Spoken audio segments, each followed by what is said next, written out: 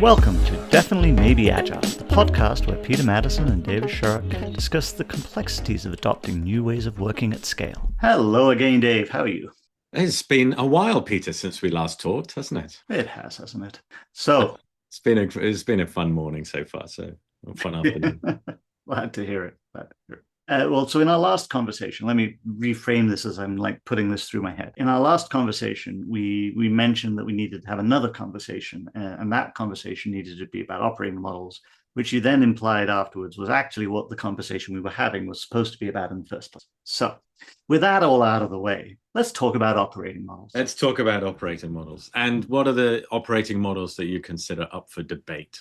Well, in this particular conversation, I believe you want to talk about the project and product operating models, but we're really talking about how an organization gets things done. And I think of it as the delivery system operating model, like the operating model of the delivery system, which arguably might be a subset of that or part of it, but whatever you want to call it, how do we get work done is really what we're talking about here. And we're talking digital products. So there's something technical in there, right? So, and I think what I'm finding, I mean, certainly what we're seeing, you and I've worked in this space long enough to see that there are two sort of endpoints that are opposing ends of a spectrum of different operating models, of which there are many versions in that whole extreme. But on the one end is project centric, annual funding plans, a list of projects to be delivered, organizing teams around the projects that need to be delivered, and where progress is measured by on time, on budget delivery of those packages of work, those projects that they have.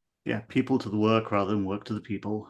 And if I just reverse that and say, work to the people, not people to the work, then you slide along that scale to the product side, which is a continuous flow of work tightly integrated with what the customer's experiences or end users' needs are, making sure we're meeting those needs, we're getting the results that we're looking for. And it's a tighter integration. I would argue the biggest shift is this tight integration as you go through that loop all the time, which means we're looking at feedback mechanisms rather than claiming success on the delivery of a set of outcome activity. So if we think about what the components of these operating models are, we've got, there's a strategy, like that somebody defines like where we're going to go, what is the strategy we need to do. There's a breakdown of what the work is, like how do we take that strategy, define what we're going to line up as objectives, maybe what's that going to look like, how's that work going to be taken into chunks which we can then deal with, like how do we want to break this up, do we want to do it along value streams, organizational divisions, like what are the things that we need to do, what are our divisions of that. We've then got people who are going to own parts of that, right? So we got the structure of the different people, what are the roles, what are they going to do, where are they going to align into those different parts, who's going to have what accountabilities, who's going to have what decision rights. We've got the governance model, like how do we make sure we stay aligned, when do we agree to meet, or what do we use to meet, what are the tools and the systems that we're going to use to govern all of that, what are our agreement around all of it, and that gives us. Am I missing anything out of that? I think you mentioned the work and the breakdown. I think there's a planning concept in there as well. Right. But I think it's implicit in the way you were describing that. And we've not had a conversation like this for a while, so I get to mention Cynefin and complexity again. But I'm just going to draw that one in because they've got this really nice split between ordered work and unordered work. Yeah. This concept of ordered work, which means the critical thing about ordered work is I can plan it and the plan doesn't go out of date. Mm-hmm. Or at least it doesn't go out of date quickly because it's ordered. It's deterministic. I can sit and we can think through all of the consequences of the steps that we take. Therefore, we can get that plan fixed. Whereas in unordered work, the plan it gets out of date much more quickly than the time it takes us to get the work done, which means the plan becomes obsolete as we go forward and we have to think things through differently. And that impacts planning and work and people and governance and all of that, because that distinction defines the difference between those two endpoints. And these are often operating within whatever scale of system is. If you're a startup, you're quite likely to not have any calcified systems you're having to operate within. But if you're a larger organization, you've probably got large calcified systems which exist and work and generate revenue for the organization. And changing those becomes much harder. They don't tend to shift and move, and they tend to be looked at a much larger scale in the operating. So there's a few other consequences as well as I'm thinking about that, because one of them is, if I'm going to create the one plan that rules the entire program for some duration, that means it's front loaded with smart people. Right? I bring the decision maker in at the beginning. I want my best solution architect. I want my best X, Y, and Z. All of these people to come in and define the plan. But once the plan's done, I can now push all of that work down to, I'm going to say, less skilled for the moment without wanting to drive too. But now, if I can get people who can follow a detailed plan, I've front loaded that sort of the highly expensive, knowledgeable experience at the beginning, and now I can just go ahead and build. Can anyone say Taylorism? That'd be the. Well, I mean, there's an economic model that comes with all of this and all the rest of it, right? And this is, if the plan is continually changing, I need to keep those individuals who have experience and innovation experience, authority, whatever it is. They need to be, that skill set needs to be close to the team continually. Yeah, and so this is that organizational model, and it's why different organizations and parts of the same organizations will operate potentially under different models, depending what's the right fit. And those models may change with time too, depending on what that organization is doing.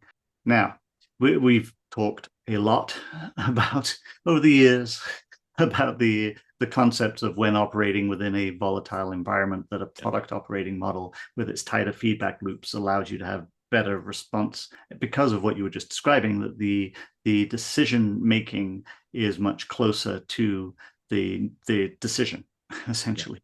And so you're moving that role there with that understanding so that they can think about that. As we think about these systems of work and the way that they operate, the two that we started when we talk about project and product operating models, and we think about that kind of all of the different component pieces, we've sort of been touching on some of the key differences between those models.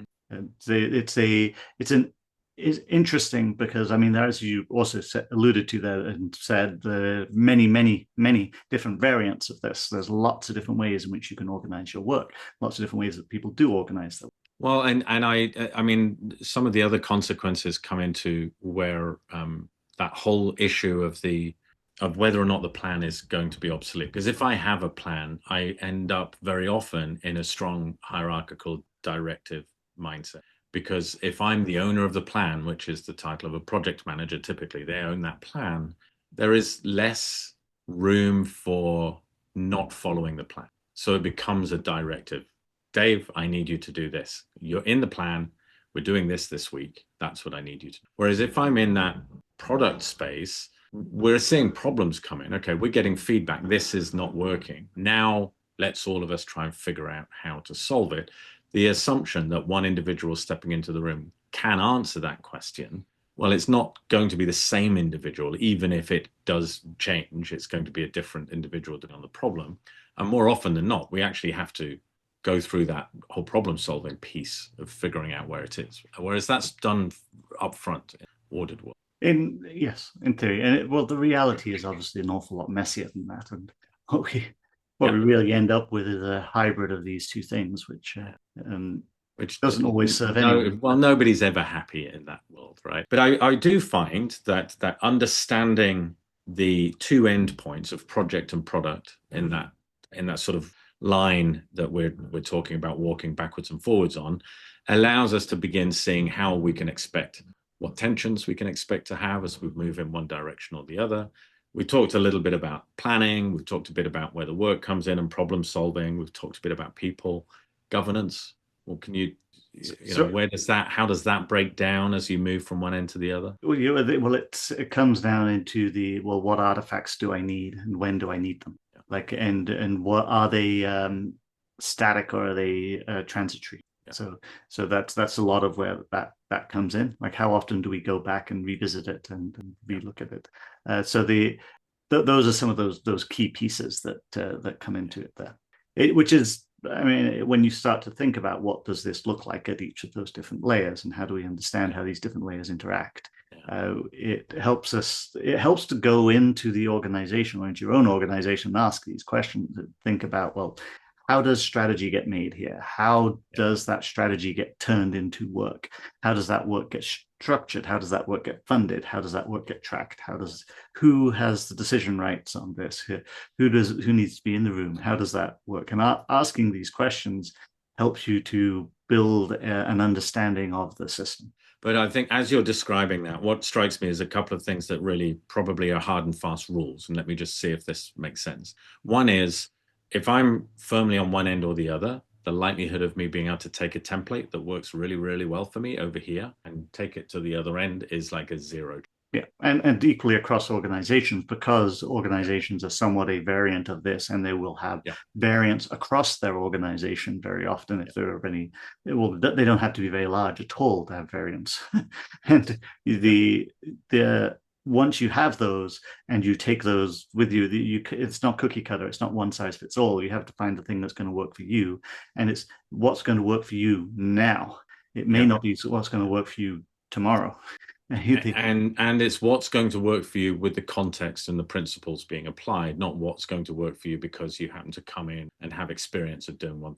Which is that's a difference again, right? Yeah, but it's because that context changes. It's why a lot of this changes, right?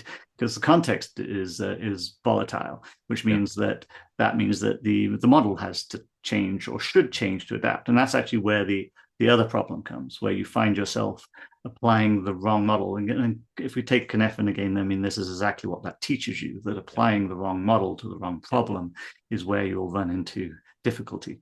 Now we're going to go into some interest. I just have a question about hybrid, and I mean, let me put my opinion forward first and let you see where that goes. So first of all, I really don't like hybrid organizations where they do a little bit of this and a little bit of that. It feels you can't cherry pick from the project side and cherry pick from the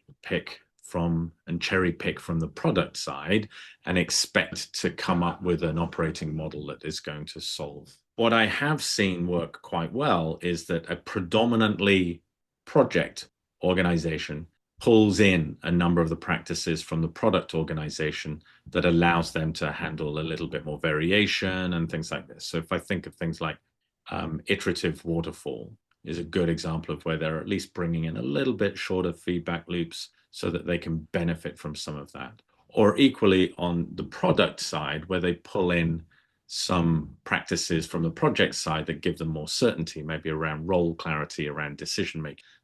So you can borrow a little bit from each, but as soon as you try and say, we're now hybrid, I'm not convinced you're going anywhere useful.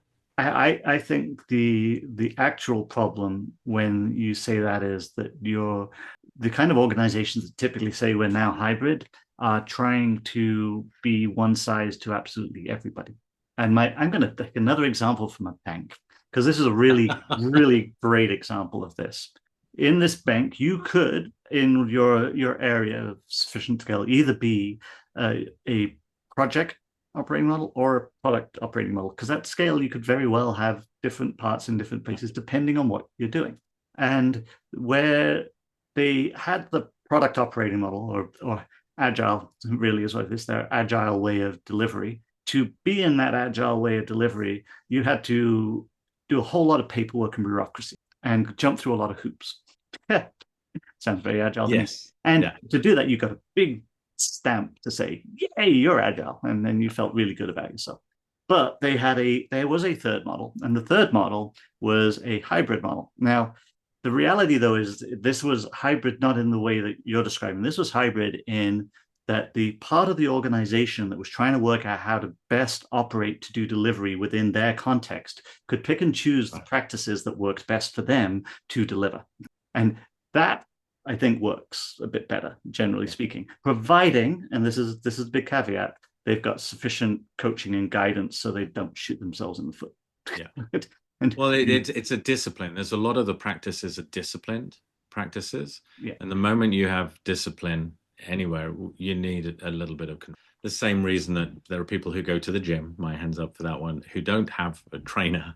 And that doesn't mean you have the discipline to follow through everything you should. Some people do, but majority. So yes, but I do agree with you. I mean, if the hybrid model is one size fits all, that's why we made it a hybrid, then it's almost certainly not going to work, because you'll have parts of your organization with a bad fit.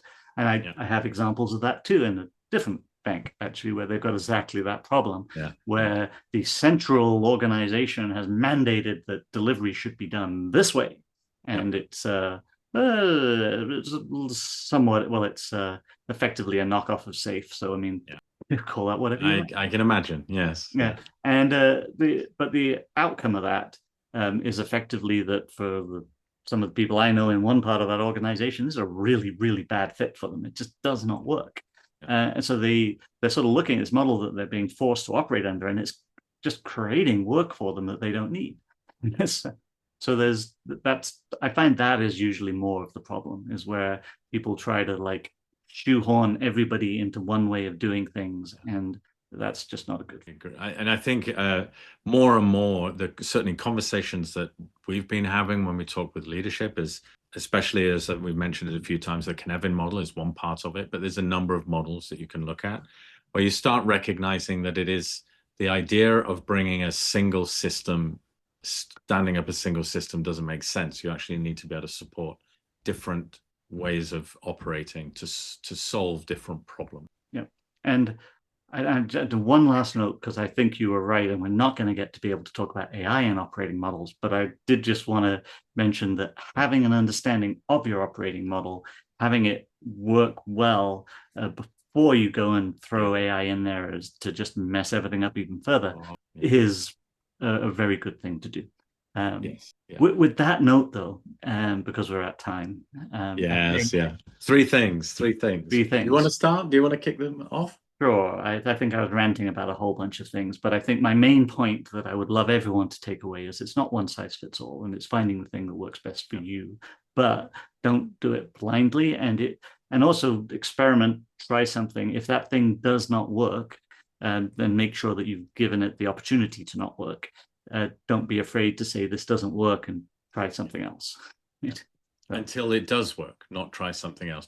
Not just because. Explore the space until you find the tools that work. Intentionality, like why am I organizing things this way? Why am I putting these rules in place? With what am I looking to get out of this? How am I going to know that this works? It applies as much to your ways of working as it does to your the products that you produce.